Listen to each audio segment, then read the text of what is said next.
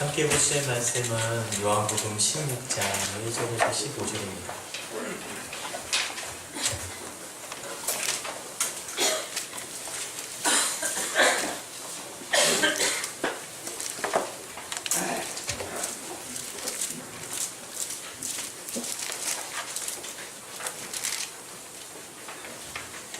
장 1절에서 15절 우리 한 절씩 읽도록 하겠습니다. 내가 이것을 너희에게 이름은 너희로 실족하지 않게 하려 함이니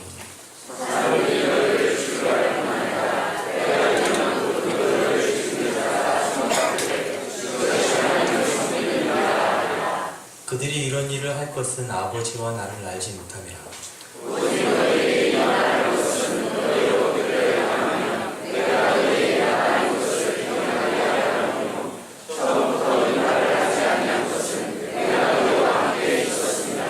지금 내가 나를 보내신 이에게로 가는데 너희 중에서 나더러 어디로 가는지 묻는 자가 없고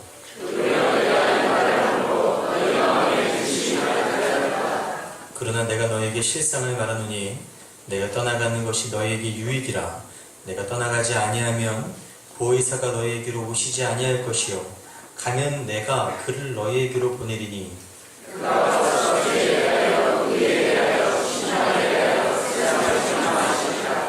주에 대하여라 함은 그들이 나를 믿지 아니하며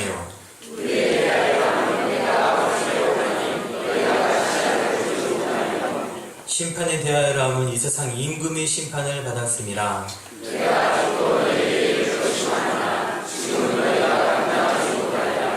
그러나 진리의 성령이 오시면 그가 너희를 모든 진리 가운데로 인도하시리니 그가 스스로 말하지 않고 오직 들은 것을 말하며 장래일을 너희에게 알리시리라.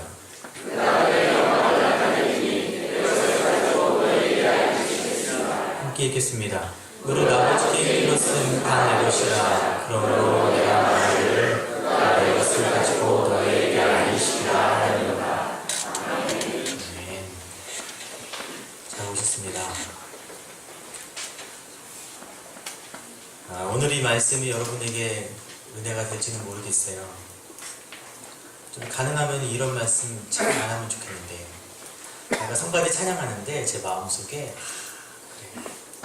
여러분, 제가 어떤 말씀을 드리든 간에 그 가장 기본적인, 가장 근본적인 하나님의 우리를 향한 마음은 우리를 사랑하시는 마음인 것을 확신하시기 바랍니다. 말씀 정하도록 하겠습니다. 오늘 본문은 지난주에 했던 이야기와 연이어지는, 같은 장소에서 같이 연이어지는 설교입니다. 그럼 타이타닉 보셨죠? 타이타닉. 우리나라 사람들은 거의 다 아시잖아요. 그렇죠? 타이타닉 다 보셨을 거예요. 장르가 뭐죠? 영화 장르? 멜로? 멜로 액션? 네, 좋습니다. 네, 멜로 액션. 네, 원래는 재난 블록버스터, 재난 영화예요. 재난 영화인 거 원래 아시죠? 타이타닉 실화를 바탕으로. 그런데 정확히 말하면은 재난 영화에 멜로, 로맨스를 덧입혀서 우리가 좀 더 받아들일 수 있게 재밌게 구성한 영화입니다. 하지만 실상은 재난 영화예요.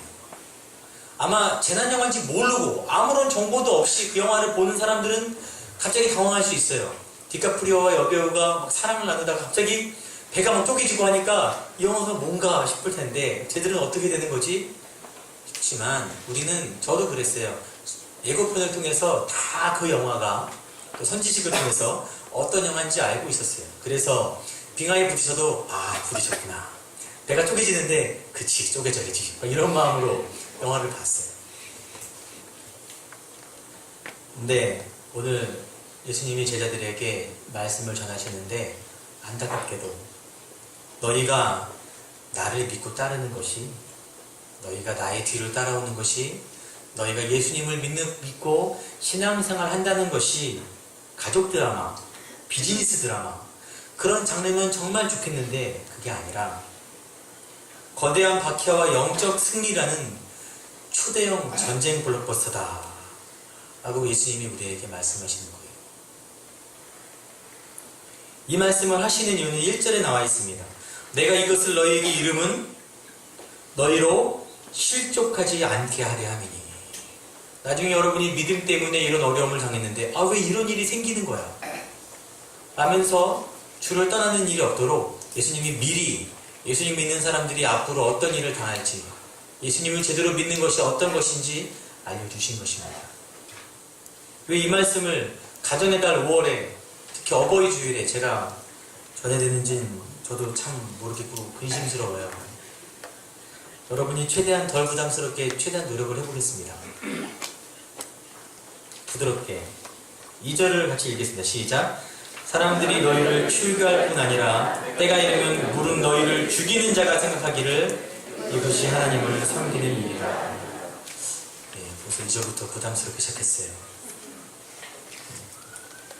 예수님이 제자들에게 말씀하시기를, 이 말씀은 1차적으로 예수님의 제자들을 향한 말씀입니다. 2000년 전에. 그리고 그 다음에 우리에게 해석이 되지만 오늘은 먼저 그 시대 제자들에 관한 해석을 아주 집중적으로 보겠어요. 너희를 출교할 뿐만 아니라 너희를 죽이는 자도 있다는 거예요. 근데 요한복음 9장에 이미 예수님이 맹인을 고쳐주신 거 사건 아세요? 맹인을 고쳐주셨습니다. 근데 맹인의 부모가 일반적으로는 감사해야죠. 예수님 고맙습니다, 감사합니다 해야 되는데 예수님을 외면합니다. 난 몰라요. 아들한테 물어보세요. 사람들이 막 물어보니까 난 모르는 일이라고 하고 예수님을 오히려 피해요. 왜 그러냐면은 유대인들이 누구든지 예수를 그리스도로 시인하는 자는 출교하기로 결의한 거예요. 벌써 이미 전에 예수님을 믿는 사람들은 우리 유대교 사회에서 내보내기로 결정을 한 것입니다. 그래서 이런 일이 벌어져요. 그리고 죽이는 자, 너희를 죽이는 자가 있는데, 죽이려 하는 자들이 있는데 그들의 마음에 너희를 죽이는 이유가 이것이 하나님을 섬기는 일이다 라고 생각하는 자들이 일어날 거라는 거예요. 실제로 여러분 사도 바울이 사도행전 26장에 이렇게 고백합니다. 나도 나사렛 예수의 이름을 대적하여서 많은 일을 행하여야 될 줄 스스로 알고 있었습니다. 나도 예수님을 믿는 사람들을 받게 해야 되는 줄 알고 있었어요. 그렇게 이야기합니다. 유대인의 교리에 누구든지 악한 자의 피를 흘리게 함은 희생제물을 가져오는 자와 동일하다. 이런 교리가 있어요. 유대인들이 저 그리스도 믿는 그리스도인들 다 잡아 죽여야지 하나님께 희생제물을 드리는 것 같은 그런 칭찬을 받겠구나, 이런 마음을 가진 사람들이 있었습니다. 예수님이 방금 읽은 2절에 때가 이르면, 요한복음 전체에서 때라고 할 때, 때가 이르면이라고 할 때, 그때는 원래 예수님이 십자가에 달려 죽으시는 때를 이야기해요. 원래 일반적으로. 곧 말씀드렸잖아요. 이 장면 이후에 장소만 옮기시면 바로 잡혀가신다니까요. 그걸 원래 의미하는데 예수님이 지금 때가 이르면 말한 것은 약간 다릅니다. 그것은 너희들의 때, 내 때가 아니라 너희들의 때가 이르면, 제자들의 때가 이르면 너희가 이 일을 당하게 될 것이다 라는 것입니다. 이것은 과거 예루살렘, 이 제자들을 포함한 예루살렘 교회를 향한 박해를 의미하고요. 더 나아가서 지금까지 흘러온 역사 가운데 수많은 기독교인들을 박해했던 그것들을 의미하고요. 지금 이 시대에 박해당하고 있는, 우리는 아니지만 조금만 북쪽으로 올라가도 예수님 믿기 때문에 죽는 그 사람들, 좀만 중국 쪽으로 넘어가도 잡혀갈까봐 숨어서 말씀 공부하는 그들, 지구 반대편에 예수를 믿기 때문에 한 도시에서 어린아이들이 몰살당하는 그런 현장, 지금 우리가 살고 있는 시대에, 또 앞으로 장차 어쩌면 우리가 당할 수도 있는 때를 의미합니다. 예수님은 지난주에 나무 가지가 나무에 거하는 제자도 예수님의 친구가 되는 그 풍성한 열매를 맺는 삶을 사는 사람들이 겪게 될 사회적 결과물에 대해서 지나치게 솔직하게 지금 말씀하고 계세요. 고난, 어쩌면 순교가 너희 앞에 기다리고 있을 것이다. 물론 이 시대에 살고 있는 우리들에게 무엇인지 알지 못하지만 저는 고통에 취약합니다. 고통을 별로 안 좋아해요. 주사 맞는 것도 별로 안 좋아하고 병 별로 안 좋아합니다. 굉장히 취약해요. 저희 아내는 저보다 좀 더 고통에 취약합니다. 네. 그래서 아픈 거 너무 싫어 막 그럽니다. 그래서 둘이 이야기했어요. 우리가 살고 있는 이 기간 동안에 이런 환란이 없으면 참 좋겠다. 그냥 나이 먹어서 죽으면 참 좋겠다라는 서로 이렇게 그런 바램들을 한 적이 있어요. 너무 아프니까 고통이 괴로워서 생각 못 해도. 하지만 과거와 마찬가지로 우리들의 때가 혹시라도 이르게 된다면 우리 모두는 그 환란과 핍박 앞에 우리 믿음을 시험받게 될 것입니다. 4절에 예수님이 이렇게 말씀하세요. 처음부터 이 말을 하지 아니한 것은 내가 너희와 함께 있었습니다. 예수님이 제자들에게 처음부터 이 말씀 안 하셨거든요. 왜냐하면 예수님이 육신을 입고 이 땅에 계셨어요. 그래서 모든 악한 영적 세력들도 아니면 악한 사람들도 1차 목표가 누구예요? 예수. 저것만 죽이면, 저 입만 닫게 하면 모든 게 해결되겠다고 어떻게든 예수를 죽이려고 노력합니다. 그런데 이제 예수님이 곧 떠나가신단 말이에요. 그럼 그 다음 목표가 누구예요? 제자들, 예수를 따르는 사람들. 저놈만 없애면 될 줄 알았는데 이제 수많은 사람들이 같은 얘기를 하고 다니는 거예요. 그래서 제자들의 입을 닫기 위해서 핍박하고 죽이기 시작하는 것입니다. 너희에게 내 때가 지나가고 너희 때가 온다라고 말씀하시는 것입니다. 그런데 아직 제자들은 이 말씀을 받아들일 만한 준비가 안 됐어요. 예수님이 하시는 이 엄청난 말을 수용할 만한, 소화시킬 만한 여력이 없습니다. 예수님이 이미 13장에서부터 서서히 내가 죽을 것이다. 내가 죽는 게 이런 의미야. 내가 죽어야지 이런 일이 일어나. 영적인 의미들을 막 설명해 주시고 다 알려주셨는데 제자들은 이해하지 못했습니다. 그래서 5절 6절에 예수님이 이렇게 말씀하시는 거예요. 지금 내가 나를 보내신 이에게로 가는데, 내가 곧 가는데 너희 중에 나더러 어디 가냐고 묻는 자도 없고 도리어 내가 이 말을 함으로 너희 마음에 근심이 가득하도다. 13장에 또 14장에 베드로와 도마가 주여 어디로 가시나니까? 주의 길을 우리가 알지 못하는데 도대체 무슨 말씀을 하시는 것입니까? 제자들은 단지 자신이 믿고 따르던 선생님이 죽고 떠나가신다는 것에 대한 슬픔과 그리고 그 선생님을 바라보고 자기 인생을 던진 거 아니에요. 제자들은 가시면 우리 삶은 어떻게 되는 거지? 그 걱정과 그 근심 때문에 예수님이 하신 말씀에 대한 참 의미를 생각할 여력이 없어요. 그리고 예수님도 지금 자신이 이것들을 알려준다고 해서 그들이 그 말씀을 이해할 것이라고 생각하지 않으십니다. 그들이 못 이해할 걸 알고 계셨어요. 예수님이 그런 말씀을 우리한테 하시는 거예요. 왜 그런 무서운 말씀을 하시는 거예요? 저도 그랬어요. 말씀 준비하면서 왜 이런 무서운 말씀을 전해야 되는 거예요? 우리 성도님들 위로받기 위해서 오시고 삶의 문제도 넘치시고 각자 상한 마음, 그런 마음 치유해도 모자란데 아니 왜 이런 말씀을 성도님들이 잘 받으실까요? 라는 고민을 제가 진짜 했어요. 두려웠습니다. 근데 예수님의 뜻과 제자들의 생각이 너무 거리가 먼 거예요. 그거를 해결하기 위해서 예수님이 특별한 분을 소개하십니다. 그게 누구예요? 성령님이세요. 7절 같이 읽겠습니다. 그러나 내가 너희에게 실상을 말하노니 내가 떠나가는 것이 너희에게 유익이라. 내가 떠나가지 아니하면 보혜사가 너희에게로 오시지 아니할 것이요 가면 내가 그를 너희에게로 보내리니. 예수님이 하늘로 올라가시면 성령님이 내려오신다는 원리에 대해서 저는 설명할 수 없어요. 모릅니다.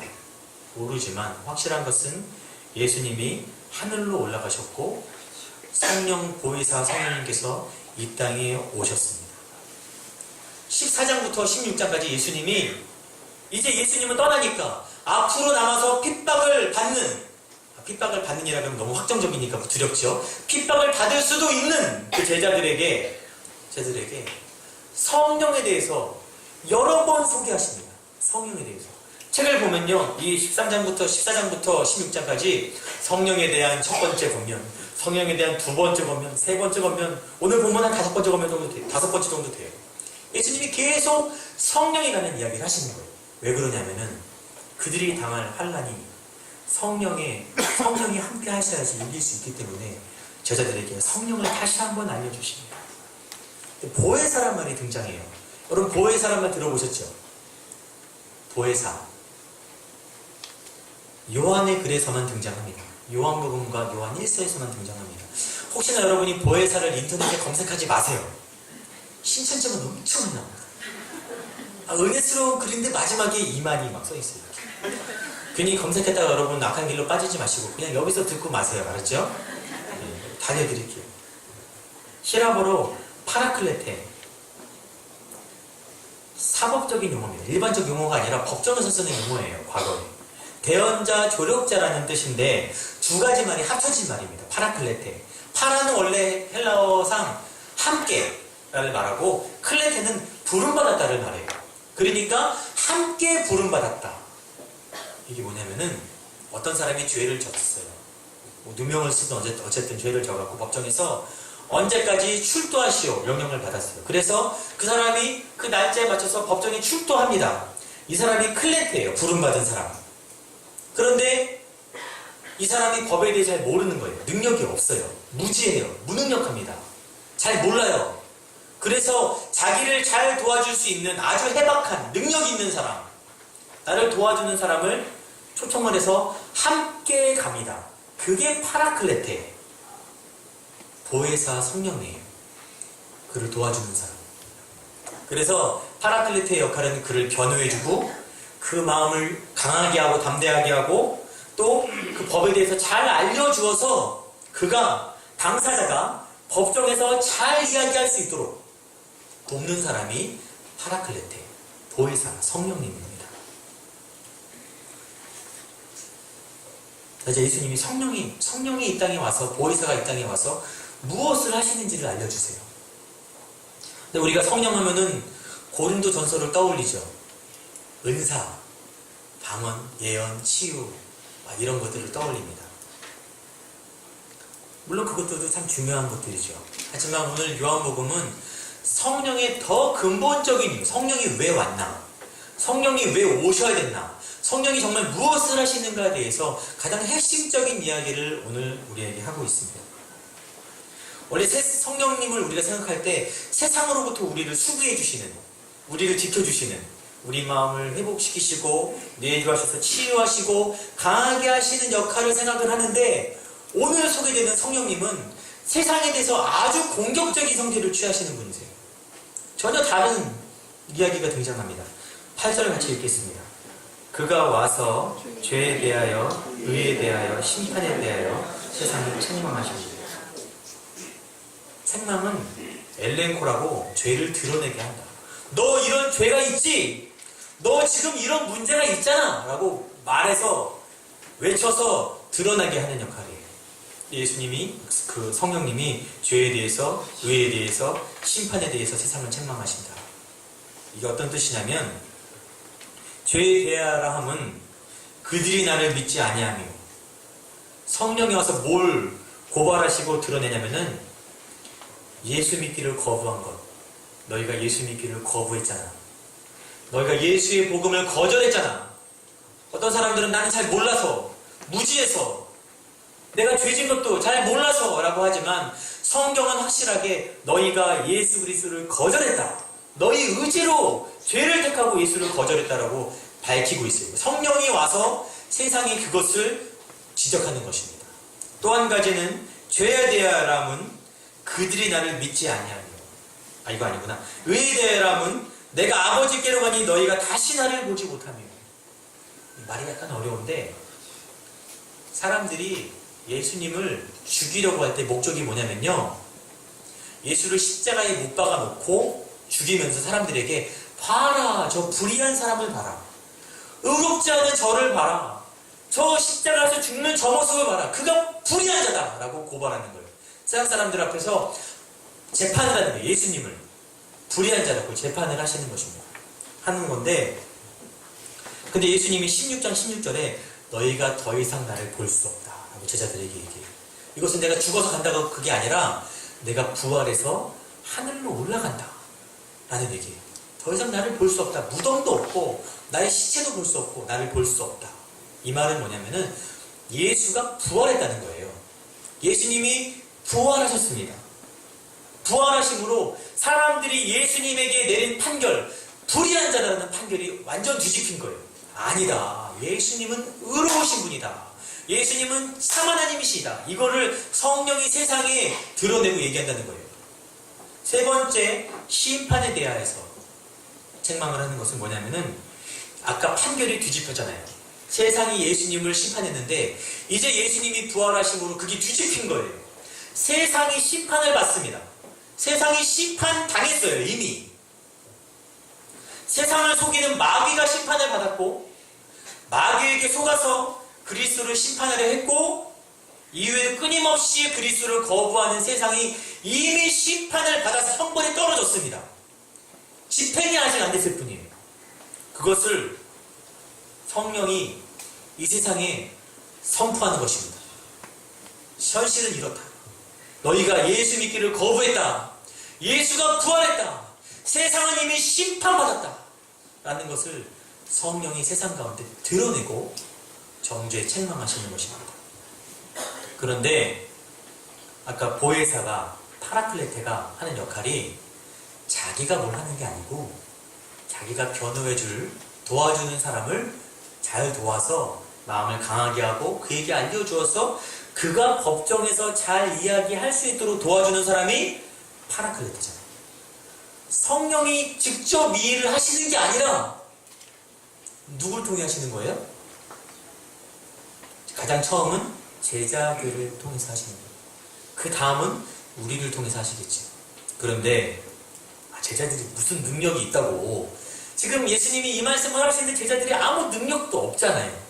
예수님의 말을 이해도 안 되고 이해하기도 싫고 받아들이기도 싫고 그냥 자기 삶이 버거운 제자들에게 이 말씀을 하시는 거예요. 얼마 후에 이 제자들이 다 도망갑니다. 불과 조금 오면 다 도망갈 사람들한테 예수님이 이 이야기를 하시는 거예요. 너희에게 이것들을 감상시킨다.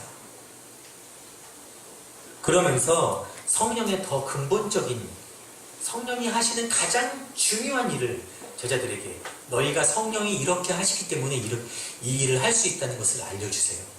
13절 같이 읽겠습니다. 시작. 진리의 성령이 오시면 그가 너희를 모든 진리 가운데로 인도하시리니 그가 스스로 말하지 않고 오직 들은 것을 말합니다. 네, 거기까지 읽겠습니다. 성령의 역할이 뭐냐면은 15장에 한 번 더 나오는데 전에 진리의 성령이 오실 때 그가 나를 증언하실 것이다. 나는 누구예요? 예수님이에요. 진리의 성령이라는 말이 15장에 한 번 등장하고 지금 또 등장하는데 그가 내 영광을 나타내리니 14절에 보니까 내 것을 가지고 너희에게 알리시겠습니다. 내 것을 가지고 너희에게 알려준다. 무슨 말이냐면 예수님이 이미 진리에 대해서 제자들에게 말씀해 주셨죠? 해주셨잖아요. 다 누누이 말씀하셨습니다. 정확하게 자세하게 설명해 주셨어요. 근데 제자들이 예수님의 그 진리에 대한 가르침에 대한 이해도가 떨어져요. 그 진리를 이해할 수 있는 능력이 없어요. 그래서 무슨 말인지 못 알아듣는 거예요, 지금. 그런데 진리의 영 보혜사가 오면은 너희가 내가 한 말, 너희에게 이른 말을 성령이 너희에게 알려주시고 또한 너희에게 생각나게 하시리라. 진리의 영이 성령이 와서 말씀을 그 진리에 대한 깊이와 높이를 이해할 수 있게 우리의 영적인 눈을 열어주시는 거예요. 이게 구원의 시작입니다. 14장 26절에 보니까 그가 너희에게 모든 것을 가르치고 내가 너희에게 말한 것을 생각나게 하시리라 그랬어요. 제자들의 때, 그 어려운 때 이 말씀을 가르치시고 생각나게 하사 그것들을 견딜 수 있도록 해주시는 게 성령님이라는 거예요. 이 이야기는 요한복음 앞쪽으로 가면은 사마리아 여인과, 여러분 사마리아 여인 아시죠? 남편이 여럿 있었던 그 여인, 그 여인과 대화할 때 아주 유명한 성경 구절이 나와요. 신령과 진정으로 예배할 때가 오나니, 영과 진리로 예배할 때가 오나니. 신령과 진정으로 예배하는 게 뭐예요? 지령한 마음으로, 진실한 마음으로 예배를 드리는 게 신령과 진정일까요? 아니에요. 지금 하셨던 얘기를, 지금 예수님이 그때 하셨던 얘기를 지금 더 구체적으로 하고 있습니다. 진리는 누구예요? 예수 그리스도. 예수 그리스도의 말씀. 그런데 그 말씀을 우리가 볼 수 없어요. 깨달을 수 없기 때문에 신령, 성령이 그 말씀을 조명해 주십니다. 우리가 열심히 성경 막 100번 읽고 1000번 읽고도요, 우리 구원으로 가는 믿음이 안 생깁니다. 안 생기더라고요. 그런 분들 많이 봤어요. 성령이 이 말씀을 우리한테 비춰주시면 그냥 스쳐만 들어도, 스쳐만 봤어도 우리 안에 구원이 시작되는 거예요. 성령이 조명해 주셔야 됩니다. 그래서 그 영이 진리를 비춰줄 때 신령과 진정으로 예배할 때가 온다 그랬잖아요. 진짜 아버지께 예배하는, 진짜 아버지를 영화롭게 하는 예배의 삶이 시작된다고 말씀하는 것입니다. 그래서 예수님은 지금 제자들에게 내가 하늘로 올라가야 돼. 내가 너희를 떠나야 돼. 부활할 텐데 너희와 함께 있으면 좋겠지만 너희를 내가 떠날 거야. 그래야지 보혜사가 진리 영이 너희에게로 올 것이니까 내가 갈 거야 라고 말씀하시는 것입니다. 사도행전 5순절에 이 말씀이 성취되었습니다. 제자들이 함께 모여 기도하는데 진리의 영 성령이, 보혜사가 그들 가운데 강림하셨어요. 그러자 제자들이 비로소 그때 예수님이 하신 말씀을 깨닫습니다. 아, 그거구나. 예수님이 말씀하셨던 게 그거구나. 죽으시고 부활하시고 세상 권세를 멸하신다는 게, 사망을 이기신다는 게 그거였구나. 아, 왜 이걸 몰랐을까? 그리고 앞으로 내가 어떻게 살아야 되는가, 그것을 다 알게 되는 거예요. 아, 내가 이렇게 살아야 되는구나. 그들이 다 모든 것을 다 알게 됩니다. 다 알고 그때부터 말씀하신 대로 성령의 도우심을 받아서 죄에 대해서, 의에 대해서, 심판에 대해서 세상 가운데 선포하기 시작합니다. 그들이 입을 열어서 선포하기 시작해요. 그리스도의 복음과 세상에 대한 정직한 메시지를 그들이 입이 막 나오는, 입에서 나오는 거예요. 원래 교회의 본래 임무는 말씀으로 세상을 정직하게 평가하는 목소리입니다. 말씀으로 그 시대가 악한지 아니면 하나님 앞에 옳은지를 판단하고 선포하는 게 우리들의 역할, 교회의 역할이죠. 그래서 초대교회 때 그렇게 많은 사람들이 죽었어요. 저 입을 다물게 하기 위해서. 세상을 비추는 그 말을 못하게 하기 위해서 그렇게 잡아 죽이고, 쫓고, 쫓아내고, 죽이면 딴 놈이 전하고, 쫓아내면 쫓겨나서 전하고, 억압하면은 풀려나면 또 전하고, 그러는 거예요. 이거는 하면 할수록 늘어나는 거예요. 그래서 사도행전 24장에 대제사장 아나니아가 로마 총독에게 바울을 고발합니다. 저 나쁜 놈한테 고발 내용이 뭐냐면은, 이 사람은 전염병 같은 자다. 천하에 흩어진 유대인을 다 소유하게 하는 자다. 나사를 기다린 우두머리다. 전염병 같은 것들, 연병 같은 것들, 질병 같은 것들, 어떻게 할 수가 없는 사람들, 막 퍼져나가는 사람들, 잡을 수 없는 사람들, 세상이 미워하는 사람이 되었고 세상이 감당할 수 없는 사람들이 되었습니다. 제자들은. 저와 여러분은 이 진리의 영, 성령이 함께하는 시대, 2000년 전에 오셨던 그 성령님이 지금 계시는 시대에 동일하게 살아가고 있습니다. 그때의 성령님이 지금의 성령님, 그때 성도들에게 원하시는 것들과 지금 우리에게 원하시는 것들이 동일해요. 동일합니다. 원래 이 말씀이 굉장히 도전이 되고 가슴이 뜨겁고 은혜로워야 되는데, 제가 말씀을 잘 전하든 못 전하든 간에 이 주제가 너무 우리 가슴을 뜨겁게 해야 되는데, 제가 어제 마지막으로 모든 자료들을 정리하고 원고를 써나가면서 은혜롭지가 않은 거예요. 어떡하지? 딴 나라 얘기해도 박해? 환란? 핍박? 혹시 여러분도 이 자리에서 박해요? 죽음이요? 순교요? 핍박이요? 뭐지? 이렇게 약간 먼 나라 같은 얘기 같은 생각을 가지고 있는 분이 계실 수도 있을 거예요. 아마 상황적인 부분도 있겠죠. 저희는 항상 애들한테 얘기하기를 저희는 실수로 몇백 킬로만 위에 태어났어도 큰일 날 뻔했는데 고마운 줄 알고 여기 태어난 게 남양주는 좀 위쪽이니까 실수로 진짜 하는 실수로 좀만 위에 태어났으면 어쩔 뻔했어요. 북한의 지하교회 성도님들이나 중국의 가정교회 성도님들 잡히면 끌려가는 예수 믿다가 그분들이 만약 이 말씀을 들으면 엄청난 은혜와 다시 한 번의 도전이 되겠죠. 근데 우리는 안 그래요.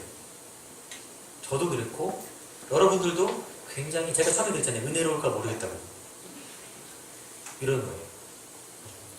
우리는 너무 풍요로운 시대에 우리나라처럼 살기 좋은 나라 젊은이들이 요즘 헬조선 그러거든요. 막 우스갯소리로 헬조선, 지옥 같은 조선이라고 그러는데 실제로 우리나라처럼 살기 좋은 나라도 별로 없어요. 없습니다. 그런데 우리가 이 풍요로운 세상에 너무 성공적으로 적응을 해버린 거예요. 너무 잘 녹아들었어요. 그래서 세상에 잘못된 신념과 방식과 사상 체계들이 잘못되었다는 것을 느낄 수가 없는 거예요.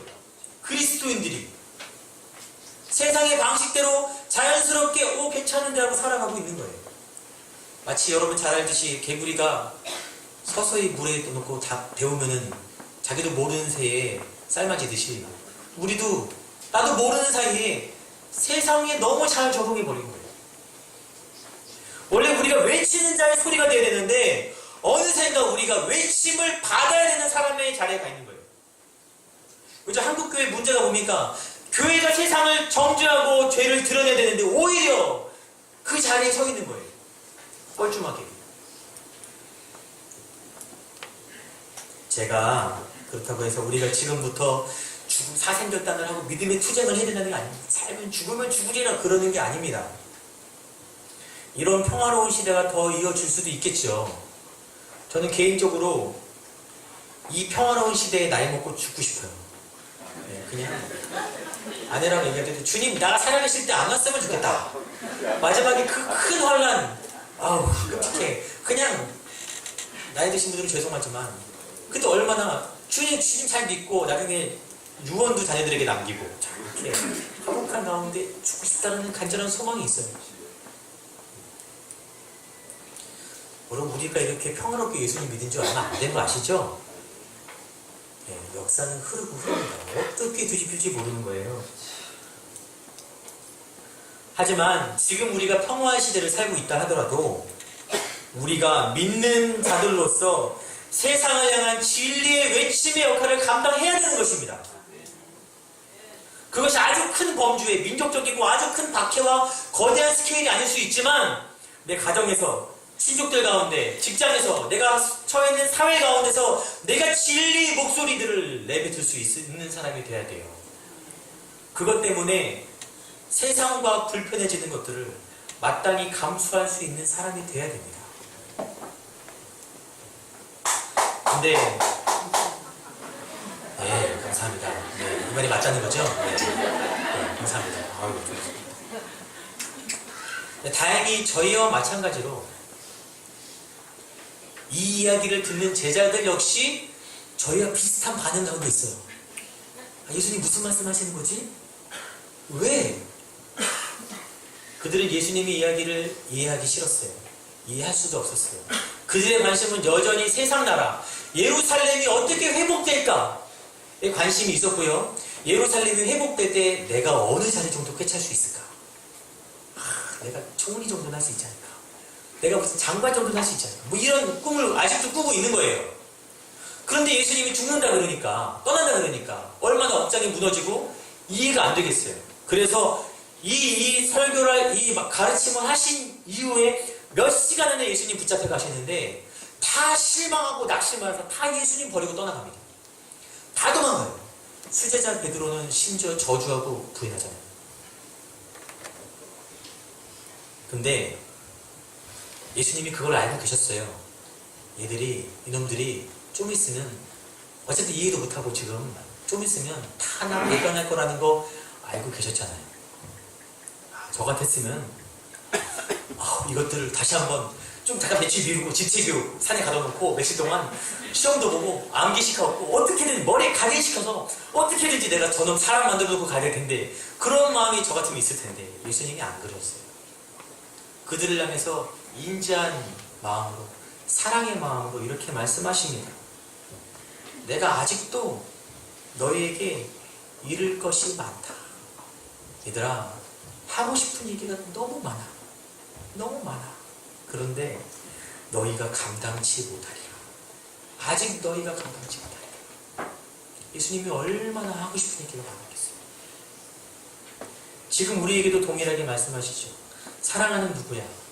사랑하는 나의 아들아, 사랑하는 딸아, 내가 진짜 하고 싶은 얘기가 너무 많아. 너무 많다. 너무 해주고 싶어. 너가 알았으면 좋겠어. 알고 진짜 신앙생활이 뭔지, 나와 함께하는 것이 뭔지, 세상이 지금 어떻게 가고 있는지 네가 알기를 바라지만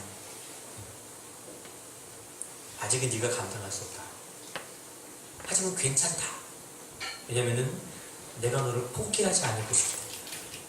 지난주에 말씀드릴 때 우리 이 말씀 했어요. 포도나무가 그 가지를 택할 때 15장 16절에 너희가 나를 택한 것이 아니고 내가 너희를 택한 거예요. 예수님이 우리를 택했기 때문에 예수님이 우리 포기치 않으십니다. 괜찮아. 지금 너희가 이해할 수 없고 혹시나 이 자리에 앉은 여러분이 이 말씀을 받아들이기 싫고 그냥 내 삶이 너무 버거워요. 괜찮습니다. 예수님이 그런 사람들 다 이해하시고 동일하게, 아까 처음 말씀드렸잖아요. 사랑하시죠. 사랑하십니다. 하지만 13절에 그러나 진리의 성령이 오십니다. 진리의 영 보혜사가 오시면 그가 너희를 모든 진리 가운데로 인도하실 것이다. 진리의 영이 오시면 너희 때가 오는데, 그것은 그때만이 아니라 우리 각자 삶의 때이죠. 그렇죠? 너희 때가 올 때 진리의 영이 너희 가운데 오시면 너희가 너희를 모든 진리 가운데로 인도하시리라.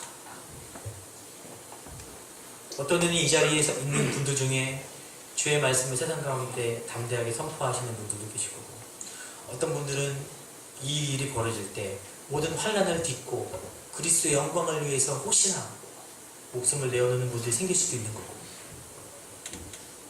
그 모든 것들이 진리의 영이 올 때 우리 가운데 이루어지는 것입니다. 우리 교회가 여러분들이 영의 진리의 영에 사로잡혀서, 세상 사람들이 얼마나 불쌍해요. 아까 영화 얘기했잖아요. 타이타닉 그 배가 가라앉는데 주인공들끼리 희희낙낙 그러고 있으면은 얼마나 답답해요. 거기서 자고 있으면 얼마나 답답해요. 그게 전부인 줄 알면 세상이 가라앉는데 우리가 그것들을 깨달아 아는 은혜가 우리 가운데 있기를 바랍니다. 우리 교회가 그런 교회 되기를 바라요. 그렇게 되리라 믿습니다. 주님이 우리를 택하시고 포기하지 않으셨거든요. 우리 함께 찬양하실 텐데, 오소서 진리의 성령 우리 가운데 임해 주시옵소서.